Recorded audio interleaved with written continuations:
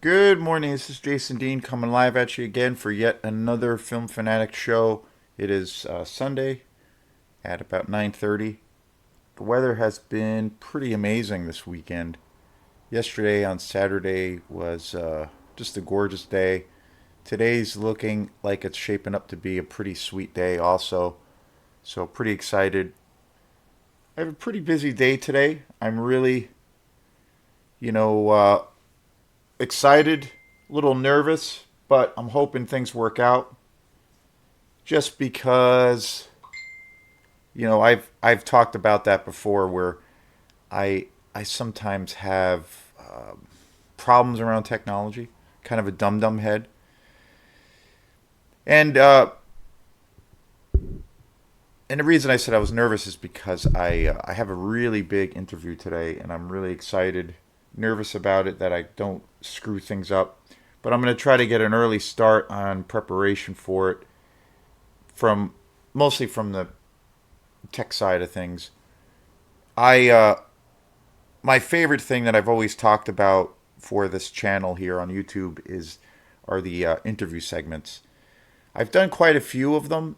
It started out for me when I was just doing Facebook Live. When I started doing that, it's hard to believe it's almost been 2 years since I've been doing those videos.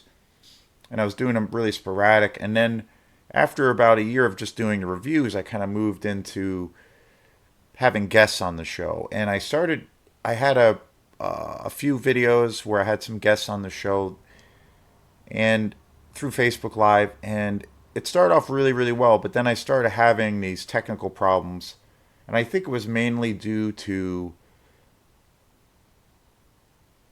the Facebook Live format. I had had a really big guest lined up for that show, and we had some issues, some big time issues on the technical front, to where we just weren't able to do the show. The two shows weren't able, just never happened because of it. So it was a little bit frustrating. But again, I try not to get too um, I try not to beat myself up too much, because I realize I'm learning a lot of these things. When it comes to uh, the computer format, and how to do the interview segment, record them, the audio, and all those things, and if I need to mix things or edit things. But I did do quite a few videos, obviously mostly with Facebook Live, where I was just doing reviews, and I did a handful of videos that came out I felt pretty good.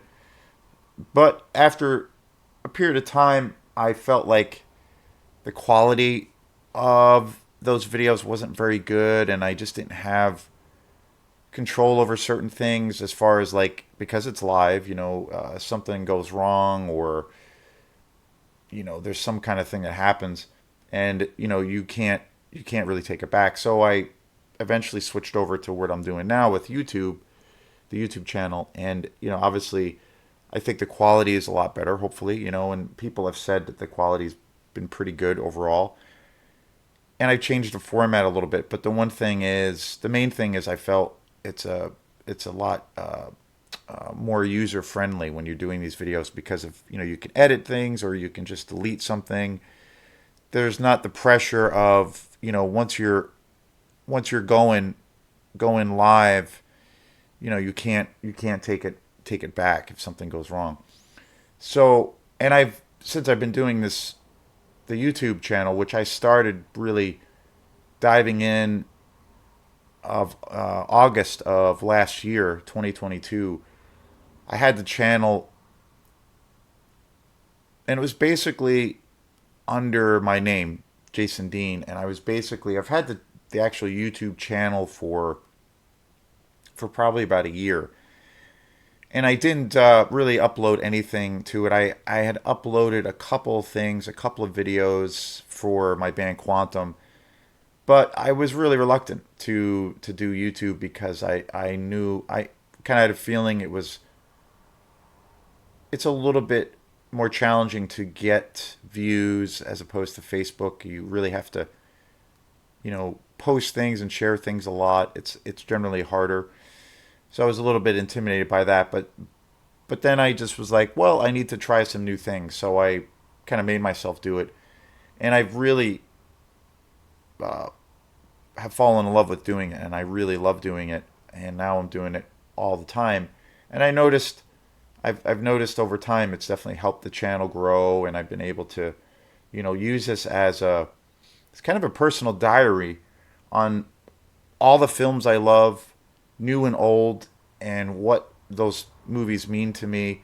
And it's something to just kind of have as even if it's just like a time capsule, like it just represents a big facet on how my weird brain works. So today's show, and then since I've been on YouTube, I've done quite a few interviews with various people who have acted in various horror films, mostly pretty low budget films, indie horror films.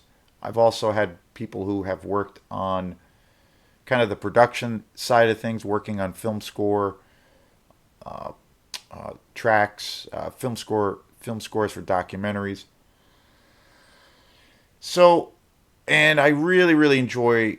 That's my favorite part of this channel. I love the interview segments. I personally, on my own time, when I watch YouTube, and obviously since I started this channel and I have really, uh, you know, made it a priority as far as uploading content, I have been checking out more and more videos on YouTube and checking out more and more guys and girls that are doing things at various levels, and I've learned a lot from that.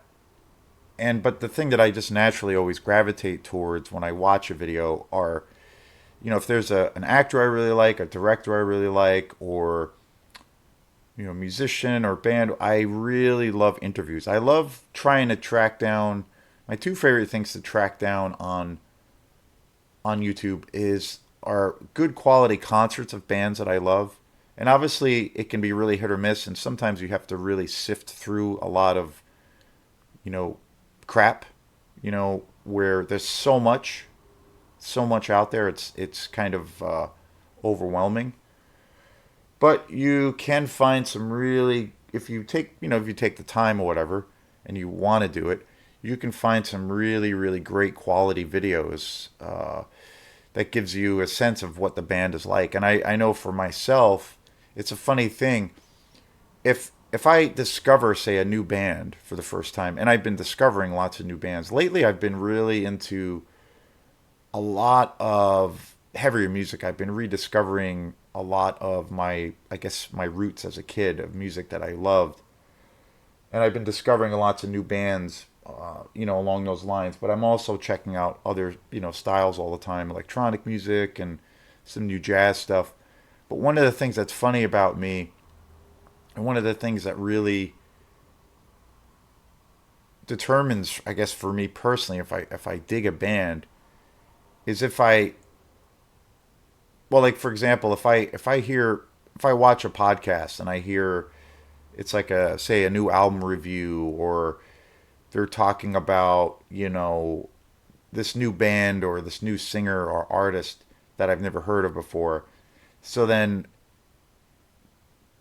when I first hear about this group or artist, it piques my interest because it's something I'm into, or that I'm into that kind of style.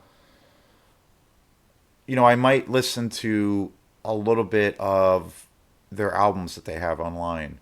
Like, I'll get a little bit of a taste of that, which is, obviously a good indicator if you're going to, dig the band or not, or that artist. But the main thing I end up doing is I end up like looking up the band live, and I see if I find a video that's of that group or that band, and it sounds really great and it holds up, and they sound good live. To me, that's like the ultimate selling point. That's where, at that point, if I find a video where that band I see, can really kick ass live, I will like become proactive and probably buy their album. And it's funny because if I go through that same process and I hear a band, like I hear a couple of songs, or from a studio record that they put out, and it's good. But if I look up a live video of theirs and I take the time to kind of find a better quality video and it's not very good, that to me is a big turnoff, and I end up forgetting about the band.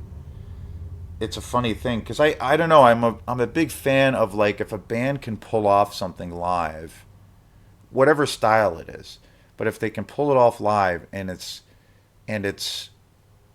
really engaging a real, like, experience, then I'm sold.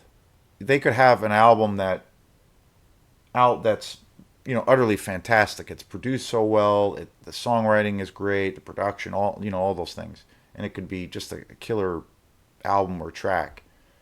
But if I hear it live and I feel like after I've taken the time to try to sift through the quality, because sometimes it's hard because obviously a lot of videos that are uploaded on YouTube are kind of shit. So, where the video is recorded on someone's phone or it's really bad, but occasionally with a little bit of time, you'll find that video where it really can give you a strong indication of what that band is like live.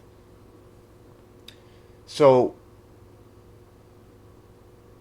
so if I, hear of a band that's really great, I've checked out some of their tracks or their album, and I'm like, this is really cool. And I take the time and find a video of them where I know it's pretty good quality, at least, and they, and it's not a very good performance. It totally, like, lets the air out of the balloon for me. That's just kind of how I am. I'm like, first and foremost, I'm always like, I love, obviously, when a band puts out a really great sounding album. Like, that's, kind of the ultimate calling card for a band at the end of the day, of course, because that's going to be around forever.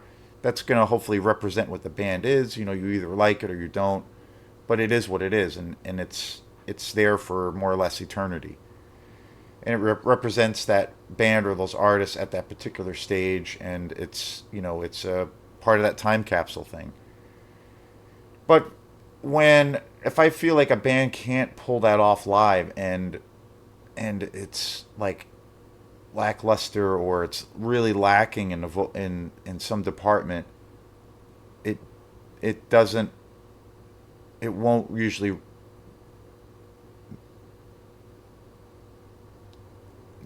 it won't usually motivate me to actually like the band. At the end of the day, I love live music is one of my favorite things, and I'm motivated by bands that can really bring it live. And I think that is because there's two different. I think there's two different sides. I look at it as there's two different sciences to being an artist. Obviously, trying to make a really great recording, but then also I think ultimately being able to really bring that kind of thing alive. And sometimes music does not really cross over to that area very well for certain bands because of studio production elements, the luxury of being able to do multiple overdubs, for the tracks, and being able to have a high end production element to your music. It's sometimes when a band is live, they they can't have that same magic, or they don't bring that same magic. And then a lot of times they can, and it's even better. I've gotten into bands because of that too. And it's funny because there's two bands that I really love, both like metal. I definitely consider them to be rock and metal bands that I really love, which is like a primetime example for me. So like, there's a band I got into a few years back, probably about 7 years ago. This band called Deaf Heaven, who I really love in a lot of ways. They're kind of this new school contemporary black metal band, and I have pretty much all of their albums. I really love their music. I have been a huge fan of their music. I got turned on to them, and I got totally obsessed with them. And I also, the way I discovered that band was through a live video, a concert that I came across that is pretty amazing, just amazing. And that was the selling point for me. And after that point, I totally became obsessed with the band. So then fast forward a few years, and they put out a new album. Well, it's almost 2 years old now, but which is crazy. But they put out this album called Infinite Granite, which is an amazing album. I think it's an amazing it's a gorgeous album, and I think that what they've done.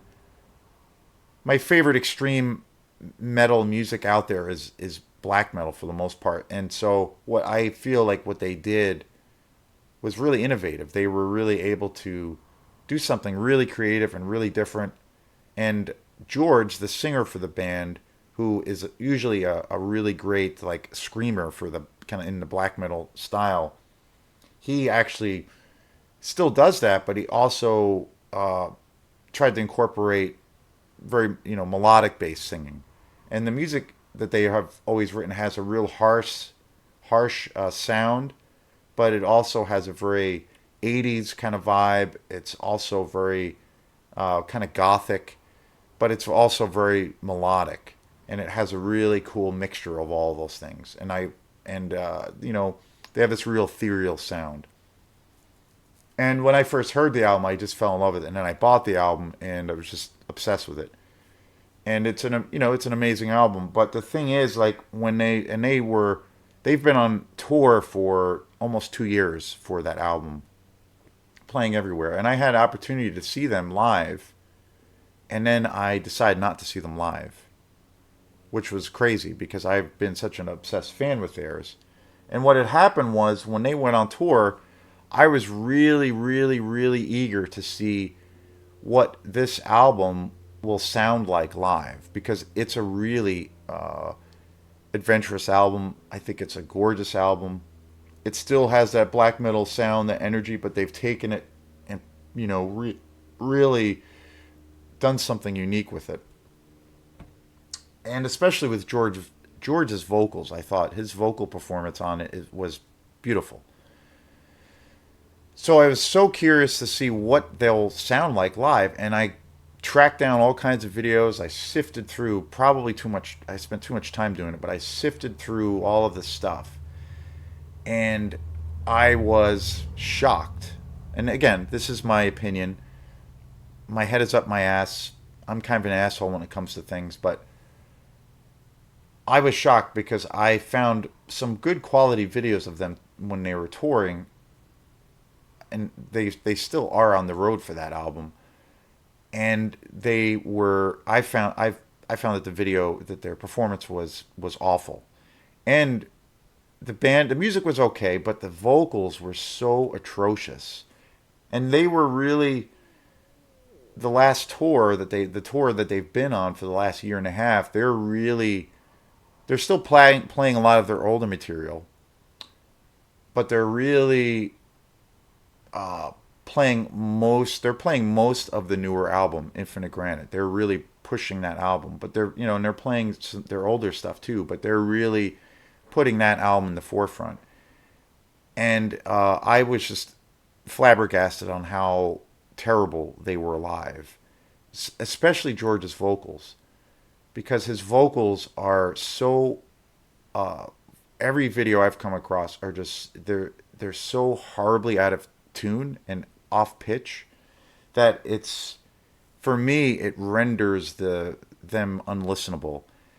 And I kept trying to like, well, okay, maybe it was an off night, or maybe the video quality is not so great. So I spent even more time, probably too much time, trying to find a video that was representing what that band sounded like live, and I could not come across it. And every time I saw a video of them playing their newer material, it was terrible, and especially around George's vocals. And I was just like, kind of astounded that they're a pretty high profile band.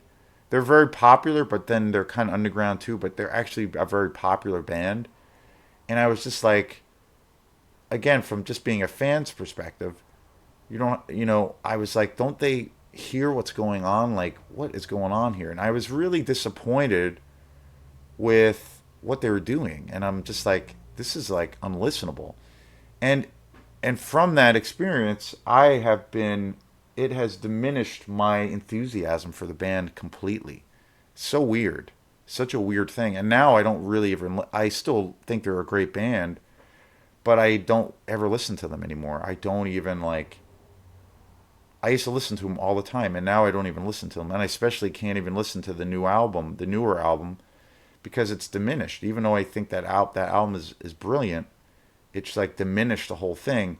And I've just over time have thought, wow, okay, this was they were able to capture that sound because they were in the studio and they had the luxury of having a big budget and being able to the luxury of numerous takes and on the production side of things. But his vocals, he can't really actually sing at all live. He can still scream, but he can't actually sing at all. And it was very disappointing because that is a major part of that album. So it's diminished everything for me around that. It's really, really weird. Another band that's happened to, and I still love them a lot, and I think it's a little bit more hit or miss. Another band that I really, really love a lot is the Deftones. I've been a huge fan of theirs for years. I think they're one of the best metal bands around. The same thing. I have come across videos of them of where they sound pretty good, pretty decent. And then I have come across other videos of them that I have tracked down over the year, over the time, over the span of time that are pretty good quality, and their performance is awful, especially when it comes to Chino Moreno's vocals, because I on their studio albums, his singing I think is amazing. He's kind of one of my favorite metal singers, and I love their grooves. I love their whole. I love their albums to death. But when I've seen some of their live stuff, it's the same thing where I'm just like, just horrible. Like it could be anybody up there singing and screaming. And again, Chino Moreno's vocals, just like Death Heaven and George, the vocals are such those guys are both big time front people. They really are. They're great. They're amazing front men, but they're also those key. Uh, their roles are so key in selling that band. So they're out there. They're the icing on the cake. And when the vocals and when the singing is that bad or hit or miss, it's like, ugh. I have found some videos with the Deftones of where they do sound amazing live, especially off of the last tour that they did.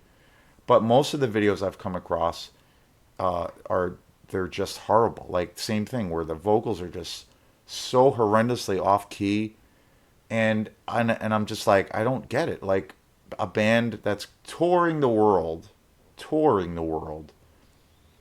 huge, especially the Deftones, which is a huge band. They're charging a pretty good fee.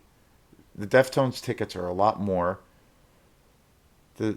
You're spending your hard-earned money to go see this band, to support this band, a band that I support. I bought most of their albums. I own most of their catalog. The same thing with the Deftones.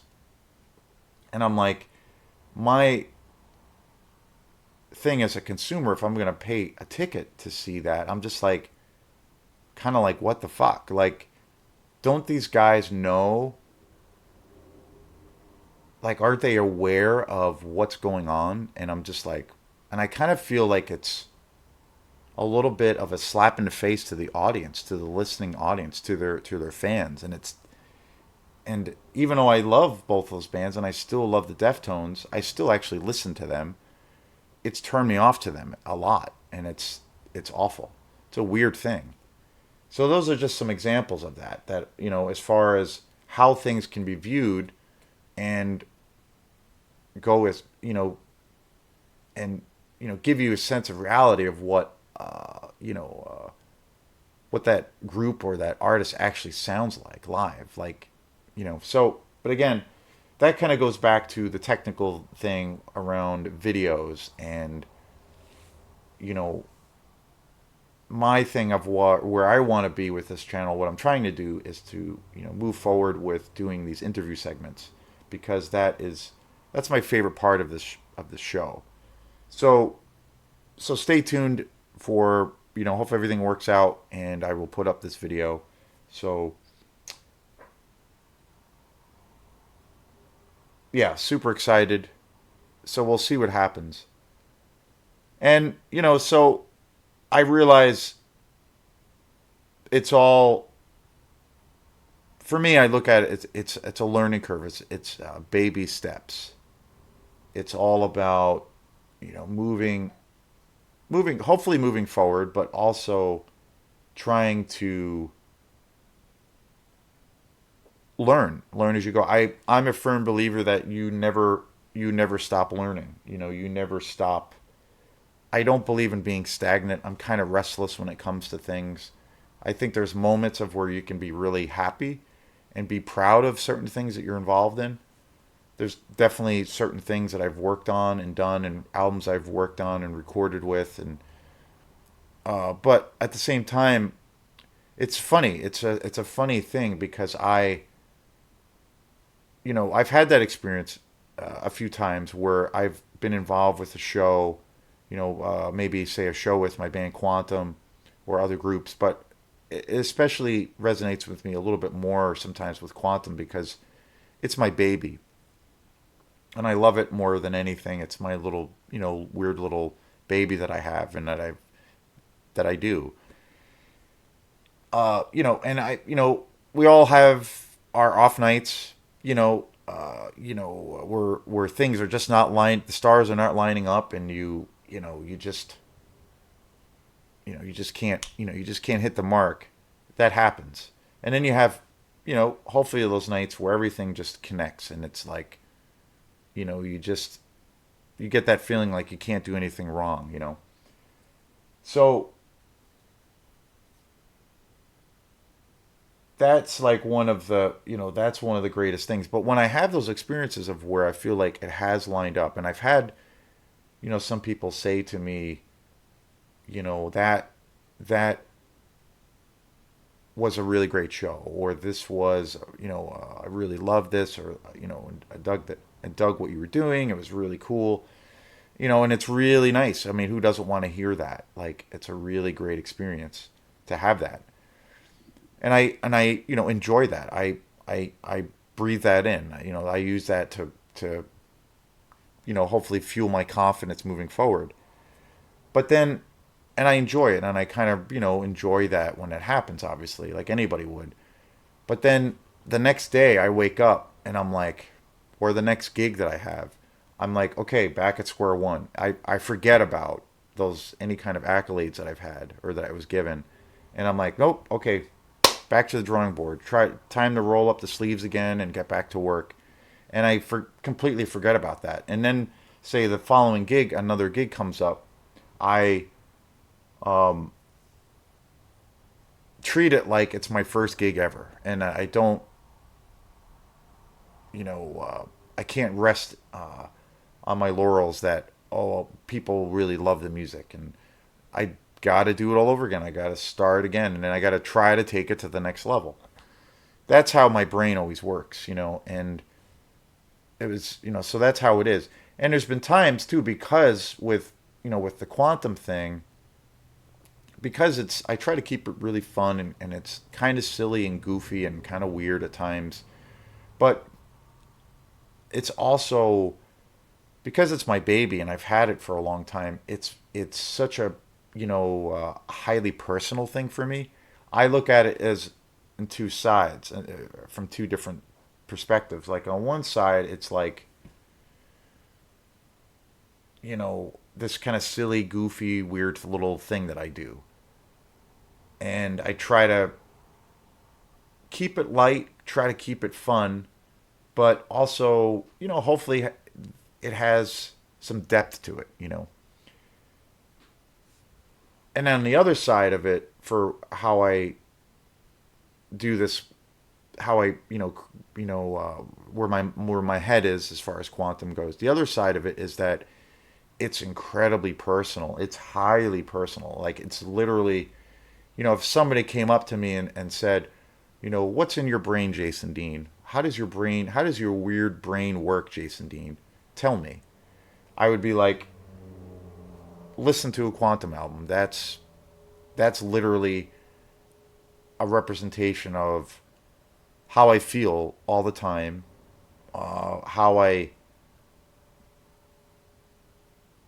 just kind of how I dwell in this universe. Like that's what it is. I look at it as that is my whole being kind of just laid out there for the world. So it's highly, highly personal. So, but at the same time, I try not to, because of that, I try to like not focus on that part and try to keep it a little bit lighter or try to not take it so seriously. But it always is. It still is really rooted in that on that side of things, probably more so. But I try to just you know not do that and take it and try. I take it very very more seriously than anything else in my life.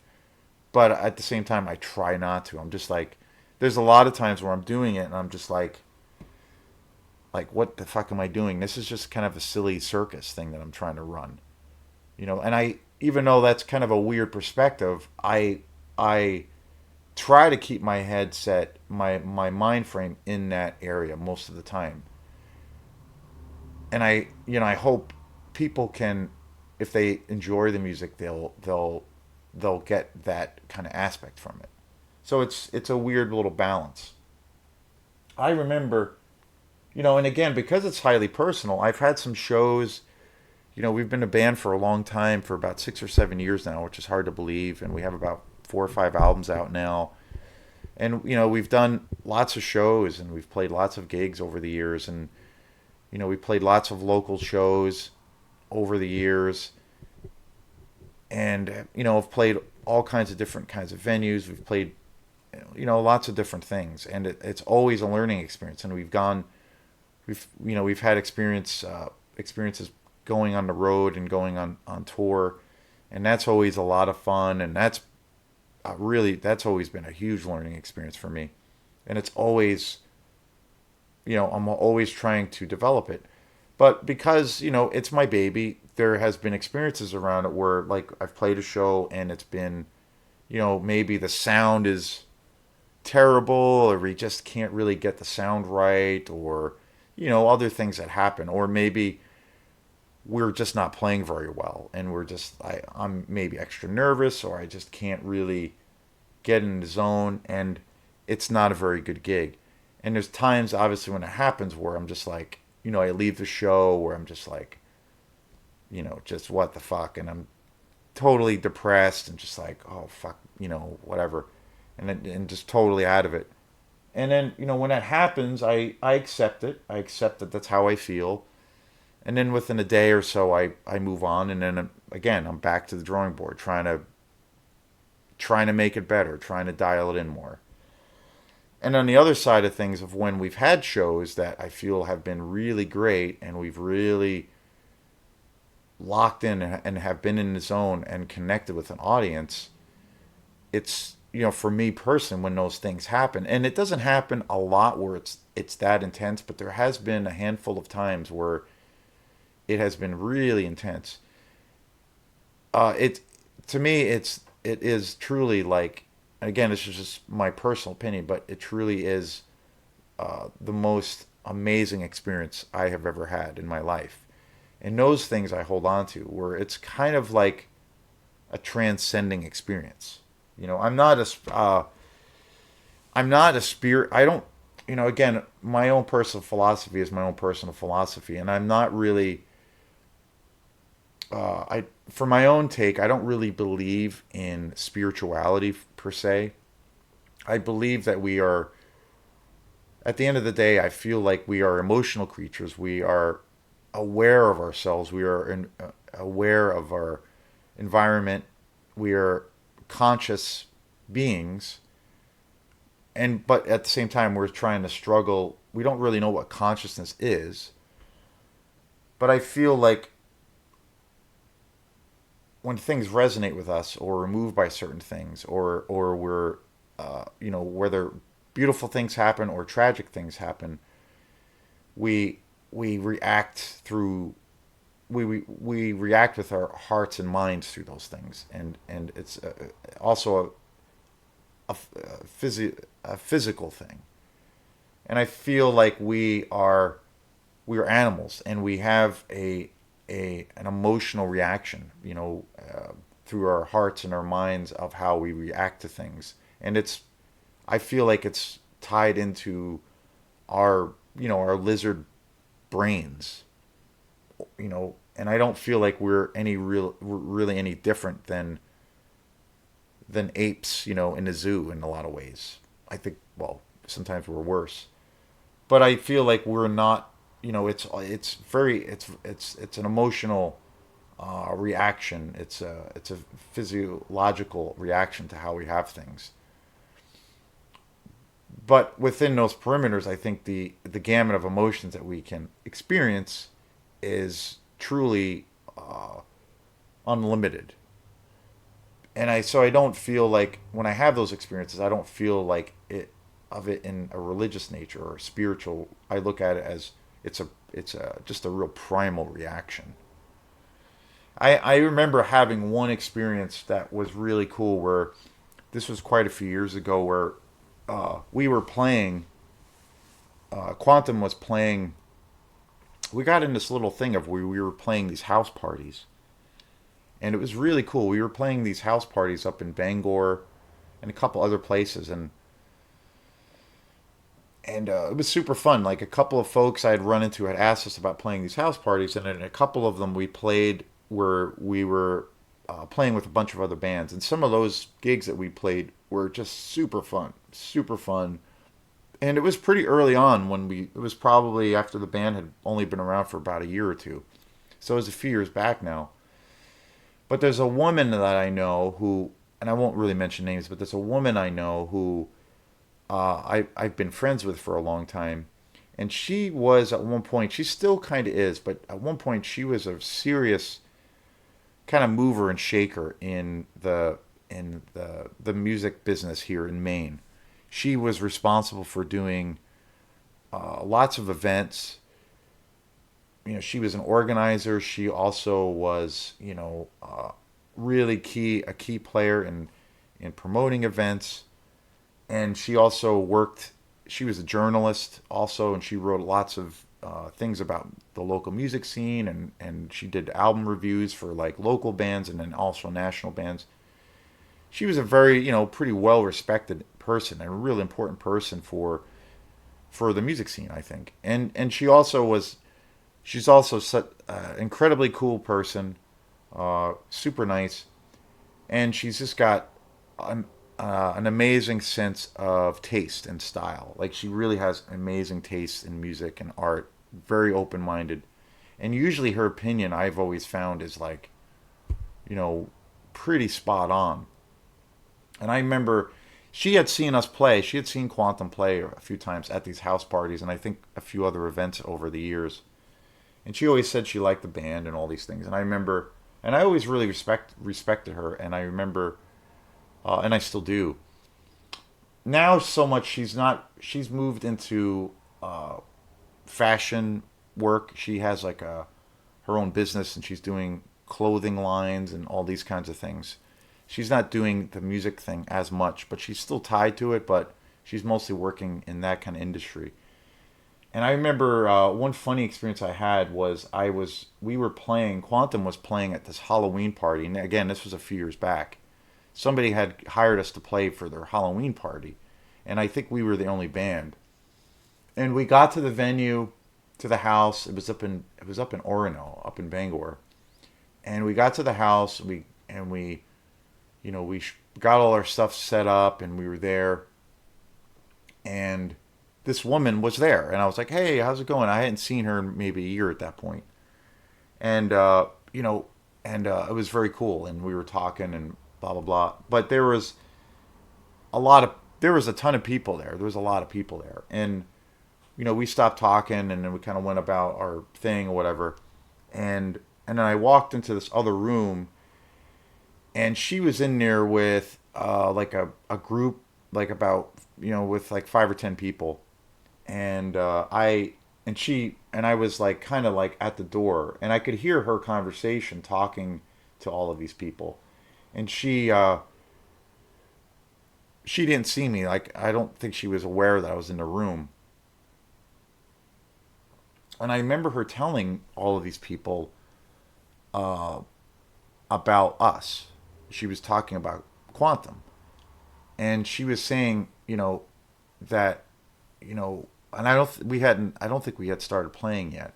And she was telling this group of people, probably some people she knew or people she didn't know. She was telling these folks, you guys should really listen to this band and check out Quantum and stay for the party and stay for the whole time. And I remember her saying it. She was telling her friends that she thinks that uh, when she saw Quantum, she felt it was one of the greatest concerts or one of the greatest musical experiences she ever had, like ever. And I was just like, whoa, like it was really nice to hear that, because I was just like, wow, when does anybody ever say that to you? And it was a real moving experience. And I, and then also coming from her, it really meant a lot because she's got incredible taste, and she's seen so much music, she's gone to so many concerts and has been a key figure in the music, scene for a long time. So it was a really nice experience. But so anyway, today was a little bit of a rant. I talked about quality control and my whole thing about how my brain works as far as when I discover an artist, discover an artist or a band for the first time. If I, what that does. If I come across videos that or live performances of that band, if it's really really good or really really bad, how that affects me. And then talked a lot about this show that I'm going to be doing today, trying to tie it all together because it's about technology and obviously with the whole quantum thing. So, and the last two things that I'll talk about is, yeah, yesterday we did a quantum gig on the radio on WRFR, and it was super fun. It was pretty tough at first because we had a headphones. We had headphones on while we were playing. We were playing at WFR. My friend Spencer Roulard was doing the show. He's a really talented guy. He really helped us out with doing that show, and we played about an hour and a half or so yesterday. We played for a while, and we did a little bit of an interview segment, and it was fun. But it was really hard at first because usually I'm not used to playing with headphones. But then I don't know, it felt like after we were going for a while, I felt like, okay, it was fun and I was getting in the groove. But apparently there's not really the show wasn't recorded, so I can't listen to it, or I have no idea what it sounded like. I had a couple of friends say that the sound was actually really, really good. Sometimes playing on a radio was really tough, but we'll see if I can get a copy of it, or maybe it's somewhere archived. I can check it out, but it would be cool to hear. And so on the next thing coming up for Quantum is next week. Today's Sunday. Next week, Friday, Quantum will be playing at the Poor Farm in Union, which is a super cool venue in Union, Maine. We've played there a handful of times before. Always love playing there. So that's coming up next Friday at 5:30 at the Poor Farm in Union, and we'll be playing a 2-hour set of all of our own original music again. So thanks again, and we will see you next time. Please like this page or subscribe to it if you dig any of this craziness that I'm rambling on about. And I really appreciate all the love and support that people have been showing this channel, and especially with all the folks commenting on the videos. I really dig that. So thanks again, and we will see you next time. Peace.